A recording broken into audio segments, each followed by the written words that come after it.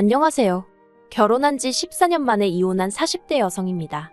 어차피 할 이혼이었는데 그간 못하러 그렇게 참고 살았나 싶기도 하고, 또 한편으로는 그래도 참고 살아서 이만큼 해놓고 사나 싶기도 하고, 여러 가지로 마음이 싱숭생숭합니다. 그리고 사실 사춘기인 딸이 제가 이혼을 한다고 하면 어떻게 받아들일지 걱정이 돼서 이혼을 결심하기가 쉽지 않았던 것도 있어요. 그런데 하루는 딸이 먼저 저한테 그러대요. 자기는 행복한 엄마랑 살고 싶다고. 자기 때문에 제가 행복을 포기하는 건 보고 싶지 않다나요? 정말이지. 어린아이라고만 생각했는데 언제 이렇게 큰 건지. 사실 남편과 사는 지난 세월 동안 괴롭기만 한 것은 아니었어요. 남편 자체만 놓고 보자면 그렇게 나쁜 사람은 아니었거든요. 어디 드라마나에나 나올 법한 완벽한 남편은 아니었어도 성실하게 회사 다니면서 월급 따박따박 가져다주고 딸한테는 자상한 아버지였고, 그런데 문제는 무슨 일이건 간에 어머님하고만 얽히면 한 번을 제 편을 들어주는 일이 없기도 했고, 결국 그 일로 매번 부부싸움을 하게 되더란 거죠. 그리고 정말이지 결혼 전에는 어머님 때문에 이렇게 마음고생을 하며 살게 될 줄은 몰랐어요. 어디서부터 이야기를 해야 하나 싶은데, 일단 남편하고는 지인의 소개로 만났거든요. 만났을 당시 남편은 담배를 피던 사람이었는데 제가 흡연자는 싫다고 하니까 한 달도 안 걸려서 담배를 딱 끊더라고요. 그리고 그런 결단력에 제가 점수를 후하게 줬던 게 사실이에요. 게다가 그뿐만이 아니라 당시 한 직장을 10년 가까이 다니고 있었는데 그때는 그것도 제 눈에는 좋아 보였습니다. 제 얼굴에 침 뱉기 같지만 저희 친정아버지는 성실하지 않은 분이셨거든요. 한 직장에서 6개월 이상 계시질 못했고 툭하면 이런저런 핑계로 집을 몇 달씩 비우기도 하셨고요. 그래서 저는 나중에 결혼할 때 다른 건 몰라도 꼭 성실하고 책임감 있는 사람을 만나고 싶었는데 저희 남편이 딱 그런 사람으로 보였던 거죠. 결혼할 때 양가에서 특별히 받은 건 없었어요. 이미 그 당시에도 어머님은 남편과 아주버님으로부터 매달 얼마씩 받아서 생활을 이어나가셨을 만큼 경제적 사정이 좋지 않았거든요. 그런데 남편이 말하길 원래부터 그렇게 남편 집이 어려운 것은 아니었답니다. 아버님이 살아계실 때만 하더라도 그래도 먹고 싶은 거 있음 사 먹고 배우고 싶은 거 있음 배우고 할 정도의 여유는 있었다고요. 그런데 남편 나이 17, 아주버님 나이 24세 아버님이 돌아가셨고 이후로 어머님이 돈 관리를 하면서 소위 지방 경제가 파탄이 났다는 게 남편의 말이었어요. 이걸 어떻게 설명해야 하나 싶은데 이제 아버님이 돌아가시고 나니 아주버님 딴에는 자기가 가장 노릇을 해야겠다 싶었던 모양이에요. 그래서 어머님을 설득해 자기 앞으로 식당을 차려달라고 했다대요. 그리고 저희 어머님은 아주버님에 대한 사랑이 각별하셨던 분으로 가령 아주버님이 콩으로 팥죽을 쓴다 해도 믿으실 정도니까요. 아무튼 그 정도로 아주버님에 대한 믿음이 크셨기에 아버님이 돌아가시면서 남기신 전 재산이나 다름없는 2억을 선뜻 아주버님께 주셨고, 이유는 뭐 예상하시는 그대로예요. 아르바이트도 한번 해본 적 없던 새님이 자기 손으로 라면 한 봉 끓여본 적 없는 새님이 식당을 차렸으니 안 망하는 게 오히려 이상한 상황이었죠. 아무튼 일이 그렇게 되었음에도 불구하고 어머님의 아주버님에 대한 사랑은 여전하셨고, 그래서 아주버님이 결혼을 한다고 했을 땐 사시던 집을 담보로 대출까지 받아 전세자금을 마련해 주셨다 들었습니다. 그리고 그 전세자금을 주시면서도 남들 마냥 번듯한 집 한 채 사주지 못해 미안하다고 아주 대성통곡을 하셨다고요. 그런데 저희 결혼할 때는 제가 그런 속사정을 안다는 걸 어머님은 모르셨는지 아주버님 때도 한 푼도 못 해줬다는 거짓말을 아무렇지도 않게 하시더라니까요. 그래도 뭐 그때는 다른 걸로 저를 힘들게 하시는 건 없었기 때문에 그저 뭐랄까 당신의 약점을 내보이기 싫어 그러시는가 보다 하고 넘겼지만요. 그리고 저도 딱히 친정에서 해주질 않았으니 이러쿵저러쿵 말할 입장이 못 되기도 했죠. 한편 그렇게 양가로부터 받은 것 없이 시작을 했다 보니 초반 몇 년은 지금 돌이켜 생각해보면 참으로 지지리 공상으로 살았어요. 게다가 돈 좀 모으고 자리 좀 잡으면 아이를 가지려고 했는데 아이는 하늘에서 점지해주는 거라더니 그 말이 정말인지 결혼한 지 1년 만에 떡하니 아이까지 생겼거든요. 그래서 남들은 기뻐서 운다던데 저는 서러워서 울었던 기억이 지금도 생생합니다. 아무튼 그렇게 지독한의 공상만내 소리 들어가면서 5년 동안 죽어라 돈을 모았어요. 그리고 그 돈으로 작은 반찬 가게를 하나 열었네요. 사실 제가 어려서부터 친정어머니 도와드린다고 부엌 출입을 자주 해서 그런가 나이에 비해 음식 맛이 깊다, 손맛이 좋다 그런 이야기를 종종 들었거든요. 그리고 또 솔직히 말하자면 저도 회사를 다니고 있기는 했는데 대기업도 아니고 하다 보니 복지랄 게 딱히 없기도 했고요. 아이를 봐줄 사람을 따로 구할 형편도 안 되었고 그렇다고 어디다 맡겨놓자니 그건 그거대로 제 마음이 안 놓여서 그러다 반찬 가게 정도면 제가 조금 유도리 있게 일도 하고 애도 챙기고 할 수 있겠다 싶대요. 아마 그때는 그래도 지금보다 젊기도 했으니 나름대로 패기도 있었죠. 그래서 장사를 시작했는데 솔직히 처음 6개월은 내가 미쳤구나, 제정신이 아니었구나, 내가 왜 이랬지. 농담이 아니라 매일 밤 베개가 눈물로 젖을 만큼 후회하고 또 후회했습니다. 손님들에게 좋은 인상을 남기고 싶어서 좋은 재료로 정성을 다해 만든 반찬들이 결국 팔리지 않아 버리게 될 때면 거짓말 좀 보태서 가슴이 찢어지는 것 같았다니까요. 하지만 사람이 죽으라는 법은 없다더니 그렇게 한 세 달쯤 지나갈 때였어요. 제가 자세히 말할 수는 없지만 어떤 단체에서 도시락 주문이 들어왔습니다. 그리고 드시는 분들이 다들 어르신들이라고 하더라고요. 그래서 메뉴도 메뉴지만 맛이 나간에 있어서 평소보다 좀 더 세심하게 신경을 써드렸거든요. 그랬더니 제 정성이 전달이 된 건지 평이 너무 좋게 나왔어요. 그리고 알고 보니 그 도시락을 주문한 단체 대표 아들이 무슨 방송국 요리 채널 PD라대요. 그래서 그게 연이다 얼떨결에 요리 방송에 제가 나가게 되었고 그렇게 홍보가 되어서 갑자기 가게가 잘 되어가기 시작했죠. 그런데 가게가 잘 되니까 남편은 둘째치고 어머님이 관심을 보이셨어요. 어머님이 당신도 나와서 가게를 도울 테니 용돈 준다 생각하고 얼마씩 월급을 주면 안 되겠냐 하셨거든요. 그러면서 덧붙이시기를 당신이 나와 있는 동안에는 제가 집에 가서 애도 챙기고 하면 좋지 않겠냐고요. 사실 제 신조가 주인이 나와 있지 않은 가게는 망한다였거든요. 그래서 가게를 시작할 때는 유도리 있게 가게와 집으로 가며 장사를 하려고 했지만 이내 마음을 고쳐먹고 아이는 아이대로 어린이집을 보냈고 저는 가게 일에만 온 신경을 기울였었답니다. 그런데 그러다 보니까 장사라는 게 노력한 만큼 돈이 되다 보니 저도 모르게 가게 문을 점점 늦게까지 열어놓게 되고 그러니까 아이가 혼자 있게 되는 시간이 길어졌죠. 그래서 저도 나름대로 고쳐야지 방법을 찾아야지 생각하던 차였는데 어머님이 먼저 당신이 가게를 봐줄 테니 저는 집에 가서 애를 챙겨라. 솔직히 구미가 당기는 제안이긴 했어요. 특히 남도 아니고 어머님이니 믿고 맡겨도 되겠지 싶었거든요. 그런데 결론부터 이야기하자면 어머님께 반찬 가게를 맡긴 건 제 인생 최대 실수 중 하나라고 해도 과언이 아니었습니다. 사실 전에도 시댁을 드나들 때마다 어머님이 깔끔한 성격이 아니신 건 알고 있었어요. 냉장고에서 상한 음식이 나오는 경우가 허다했고 냉동실에는 언제 붙어 있었는지도 알기 어려울 만큼 정말 꽁꽁 얼어붙은 5만 가지 식재료들이 들어있었으니까요. 하지만 그럼에도 불구하고 제 반찬 가게는 제가 매일같이 쓸고 닦고 재고 파악하고 그랬으니 솔직히 어머님이 망쳐놓을래야 망쳐놓을 수 없을 거라 생각했거든요.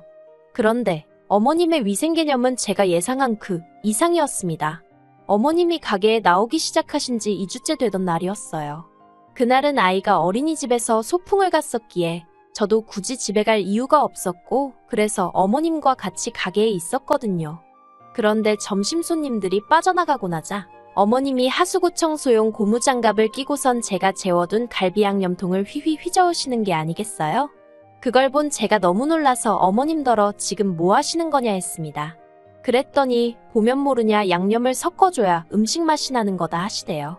그래서 그게 아니라 어머님 지금 왜 그 장갑을 끼고 그러시냐고 그거 청소할 때 쓰는 건 거 아시지 않냐고 그리고 그때 저도 모르게 언성이 좀 높아졌나 봐요. 어머님이 저더러 왜 소리를 지르고 난리냐면서 그리고는 청소할 때 썼으니까 다 씻겨나가서 더 깨끗하다는 말도 안 되는 소리를 하시는 거예요. 정말이지 어머님의 억지에 화가 정말 머리끝까지 나서 도저히 표정 관리가 안 되대요.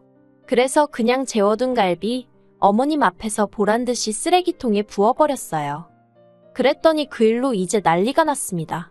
제가 아니라 오히려 어머님이 저희 남편에게 전화를 걸어서는 네 마누라 때문에 화병 날 것 같다며 당장 가게로 오라고 하셔가지고 그리고 영문도 모르고 가게에 도착한 남편이 주방을 들여다보고는 저더러 이게 다 무슨 일이냐고 묻대요.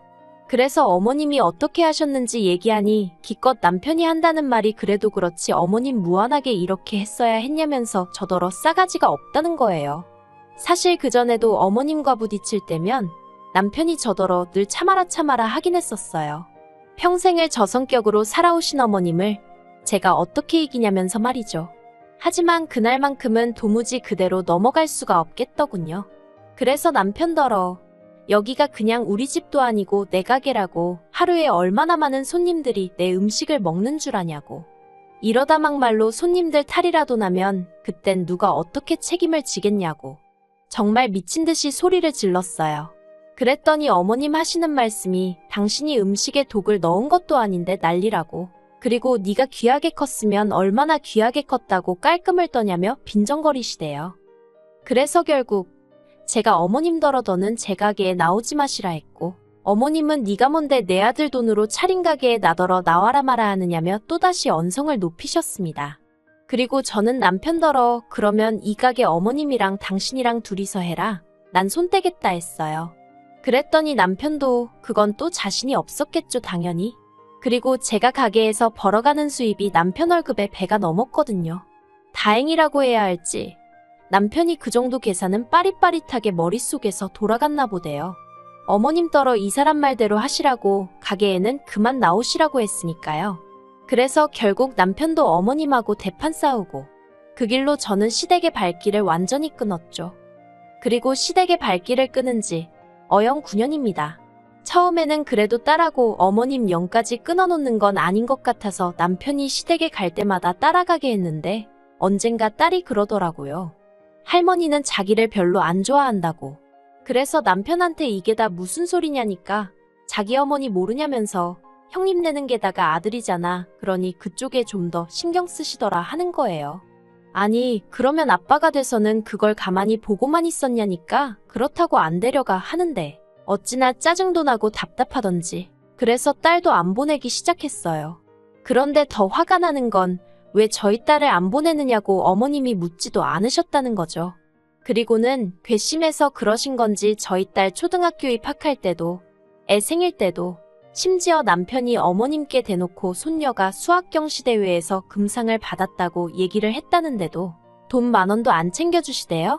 솔직히 돈 10,000원이 없어서가 아니라 그 정도로 손녀에 대한 애정이 없으시단 걸 알게 되니까 저는 저대로 어머님한테 더 마음이 떴고요.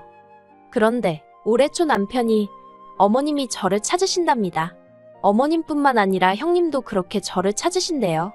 그래서 제가 나를 왜 찾냐니까 한가족인데 언제까지 이렇게 지내야겠냐면서 이제라도 잘 지내보자고 그러는 거 아니겠냐 하는데 솔직히 어이가 없었죠.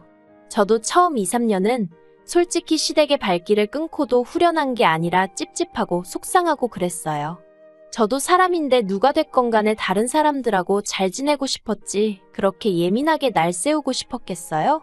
그래서 남편을 통해 은근히 소식을 전해보기도 하고 기다려보기도 했지만 그때는 정말 어머님이나 형님이나 저를 없는 사람처럼 대했답니다. 그런데 이제 와서 갑자기 보고 싶어 한다니?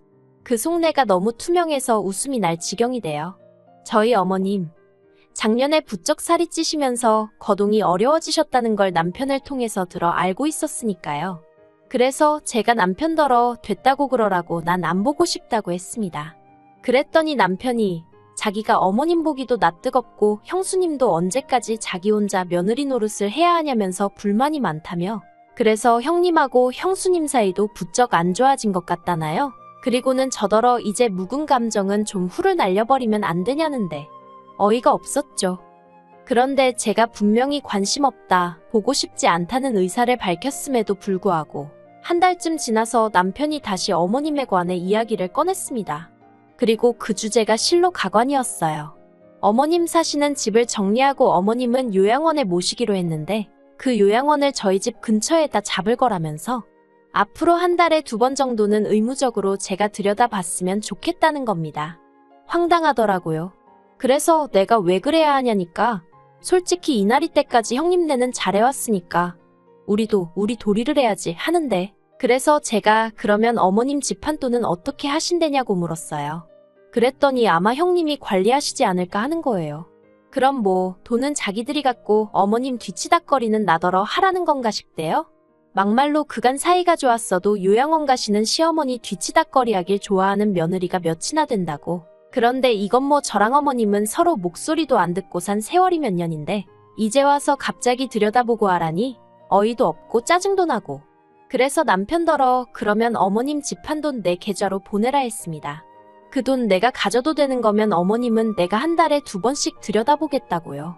그랬더니 남편이 어이가 없다는 표정으로 저더러 왜 어머님 재산에 욕심을 내냐입니다. 그래서 아니 그러면 나도 뭐가 있어야 하기 싫은 일도 하는 거지. 내가 왜 나 좋은 것도 하나 없는데 그런 짓을 해야 하냐 따졌습니다. 그랬더니 남편이 자식된 도리 좀 하라는데 그걸 그렇게 받아들이냐면서. 그래서 남편더러 그럼 당신이나 한 달에 2번이고 3번이고 들여다보지 왜 나한테 말을 꺼내냐고 그랬어요. 그리고 이튿날 형님한테 연락하니 어찌나 반가워하던지.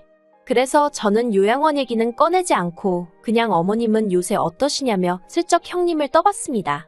그랬더니 형님이 기다렸다는 듯 긴 한숨을 내쉬고는 속상해 죽겠다며 어머님이 앓고 계신 병을 줄줄이 얘기하더라고요. 그리고는 요새는 약간 치매기도 있으셔서 환장할 노릇이라나요. 어처구니가 없대요. 치매기까지 있는 어머님이 퍽이나 나를 찾으셨겠다는 생각과 함께 남편이고 아주버님이고 형님이고 할 것 없이 실질적으로 어머님 뒤치다꺼리를 해야 하게 생겼으니까 제일 만만한 나를 어떻게든 구슬러 보려고 했구나 싶었으니까요. 그래서 그냥 형님더러 앞으로도 고생 많이 하시겠네요 하니까 이때다 싶었는지 동서 나 좀 도와줘 하는데 문득 제가 반찬가게 열고 첫 해에 아파서 시댁에 못 갔더니 형님이 동서는 사람이 왜 이렇게 비리비리 하냐면서 이러다 아버님 뒤따라가는 거 아니냐 했던 말이 떠오르더군요. 그래서 제가 비리비리한 제가 돕긴 누굴 돕냐고 알아서 잘해보시라 했네요. 그리고 지난 3월 중순 어머님 사시던 집은 팔렸고 어머님은 요양원으로 모셔졌어요.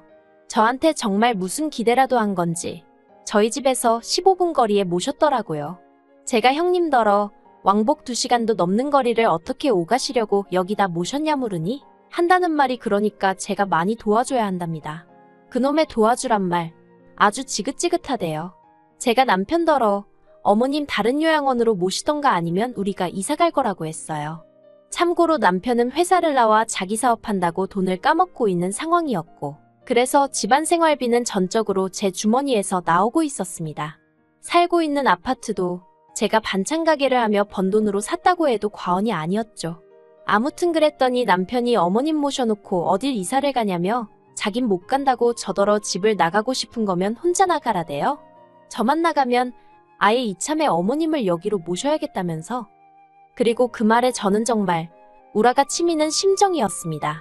그래도 남편이 표현을 못해서 그렇지 나름대로 나한테 미안해할 거라고 생각했는데 전혀 그렇지 않다는 걸 알게 되었으니까요. 그래서 남편더러 이혼하자 했습니다. 보아하니 앞으로 어머님 상태는 나빠질 일밖에 없어 보이고 그래서 내 돈 쓰고 내 손 또 빌리고 그럴 생각이었나 본데 나 그렇게 바보천치 아니라고 이혼하자 했죠. 막말로 그간 어머님과 제 사이에서 아무런 역할도 안 하다가 이제 와서 왜 제 머리를 숙이게 만들지 못해 한 달인지 그것도 너무 화가 나고 한번 이혼 이야기가 나오고 나니까 정말 남편 꼴도 보기 싫더라고요. 그래서 남편과 제가 재산을 3대 7. 참고로 제가 7인데 여기 아이양육비도 일시불로 받는 조건이었던지라 솔직히 만족스럽진 않아요. 아무튼 3대 7로 나누는 조건으로 이혼했습니다.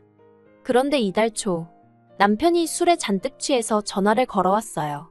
그리고는 말하기를 자기는 이제 오갈 곳이 없다며 어떻게 해야 하냐입니다. 솔직히 그래도 한 입을 덮고 살던 세월이 있어 그런가 그 소리를 들으니 좀 당황스럽대요. 그래서 무슨 일이냐니까 그나마 이혼하면서 받아간 돈도 아주버님한테 어머님 병원비가 어떻고 하며 다 뜯겼고 아주버님이 그 돈 돌려받고 싶으면 어머님 모시고 둘이 어디 반지하라도 구해줄 테니 거기 가서 살라고 그런다나요.